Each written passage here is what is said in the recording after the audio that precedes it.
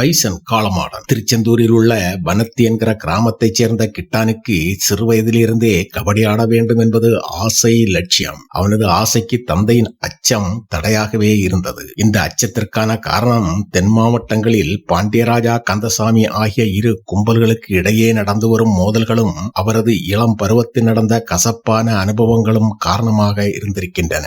இந்நிலையில் கிட்டானின் உடற்கல்வி ஆசிரியர் அவனுக்கு கை கொடுக்க அடுத்தடுத்து அவன் வாழ்வில் நடக்கப் போவது என்ன என்பதை பேசுகிறது இந்த பைசன் என்கிற காளமாடன். தன் இலக்கெல்லாம் அந்த நடுக்கோட்டை தொடும் வேகம்தான் என நடிப்பில் ஆற்றாமை, கோபம், வெறி என உணர்வுகளை 4 கால் பாய்ச்சலாக கொடுத்து அசல் கபடி வீரராக சடுகுடு ஆடியிருக்கிறார் துரு. வெவ்வேறு பருவங்களுக்கு அவர் கொடுத்திருக்கும் வித்தியாசங்கள் கண்டிலிருந்து முட்டி மோதும் காளையின் பரிணாமம். இப்படி ஒரே மூச்சில் விடாமல் பாடி அனைத்து ரைடிலும் பாயிண்ட் அடித்தாலும் வட்டார வழக்கில் மட்டும் அந்த பாடுதல் சற்று தடுமாறுகிறது.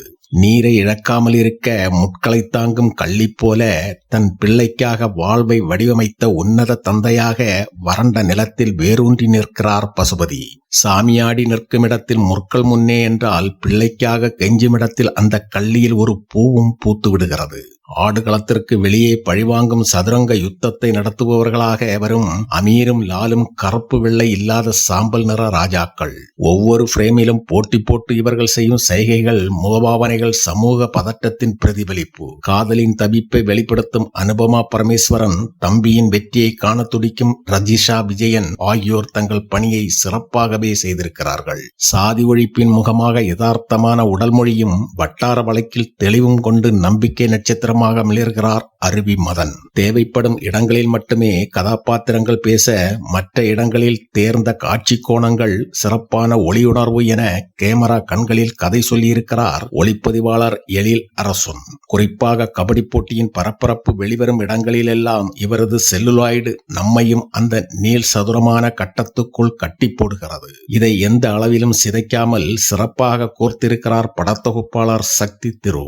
இசையமைப்பாளர் நிவாஸ் கே பிரசன்னாவின் இசையில் தீ கொளுத்தி பாடல் அனல் பறக்க, சீனிக்கல்லு பாடல் கரைய வைக்கிறது. பின்னணி இசை கதைக்கு ஏற்றாற்போல் இருந்தாலும் இன்னும் ஆழமாக இருந்திருக்கலாம். கபடி ஆடுகளம், சுவரோவியம், பழைய டேப் ரெக்கார்டர், டிவி என 90களின் முற்பகுதியில் நடக்கும் கதையின் தேவையை புரிந்து கலை இயக்குனர் குமார் கங்கப்பன் சிறப்பாக செயல்பட்டிருக்கிறார். சமநிலையற்ற சமூகத்தில் ஒரு லட்சிய நோக்கம் கொண்ட இளைஞனுக்கு போடப்பட்ட வேலி என்ன, அதை கடப்பவனின் அகப்புற பிரச்சனைகள் என்னென்ன என்பதை ஆழமாக திரைக்களம் அமைத்து ஆட்டம் கட்டியிருக்கிறார் இயக்குனர் மாரி செல்வராஜ். பின் கதைக்கான பதிலை முன்கூட்டியே இந்திய அணியில் கிட்டான் இருப்பதாக சொன்னாலும் அந்த பயணம் எத்தகையது என்பதை யதார்த்தமான திரைமொழியில் சொல்லியிருப்பது சிறப்பு.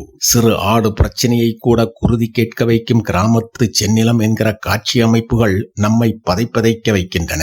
எப்படியாவது தன் பிள்ளையை காப்பாற்றி கரை சேர்க்க வேண்டும் என்கிற தந்தையின் நியாய உணர்வு நம்மையும் கலங்க வைக்கிறது. அதே சமயம் காதல் காட்சிகளை மேலோட்டமாக கடந்து செல்வதால் அவர்களின் பிரிவின் பலி ஆழமாக கடத்தப்படவில்லை. எதற்காக கத்தி எடுத்தோம் என்பதையே மறந்துட்டானுங்க என்று அமீர் பேசும் இடம் சிந்திக்க வைக்கும் கேள்வியை எழுப்பினால், சோத்தத்தான திங்கிற என பிடி வாத்தியார் பேசுவது சாதியத்துக்கு எதிரான பிரம்படி.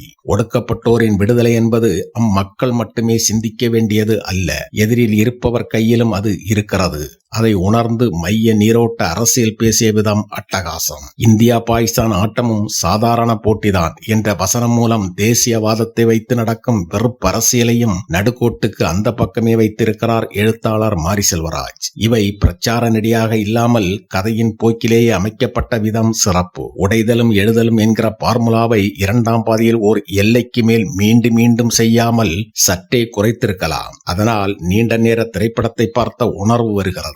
நடிகர்களின் தேர்ந்த நடிப்பு, அனைவரையும் உள்ளடக்கிய அரசியல் என ஒரு ஸ்போர்ட்ஸ் டிராமாவுக்கான விறுவிறுப்பை கொடுக்கும் இந்த பைசன் கொம்பிருந்தும் யாரையும் முட்டாமல் 4 கால் பாய்ச்சலாக சமத்துவ வெற்றி கோட்டை தாண்டி ஓடுகிறான்.